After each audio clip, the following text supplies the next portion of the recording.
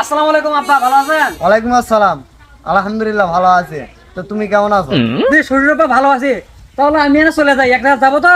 আচ্ছা, ভালো থাকেন। আচ্ছা ঠিক আছে বাবা, যাও। আসসালামু আলাইকুম। ওয়ালাইকুম আসসালাম। আসসালামু আলাইকুম আপা, ভালো থাকেন। ওয়ালাইকুম আসসালাম। না না ঠিক আছে যাও। কিরে ভাই রাসেল, তুই বলে নাকি তোর ওই বড় মেয়েটাকে বিয়ে দিল?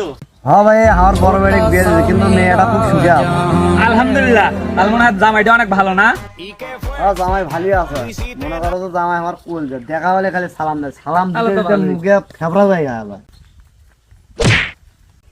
হেট, সাবই তুই দেখাটিস না। কি আবার তুমি আমাকে চেনেন না? আমি তোমার শ্বশুর।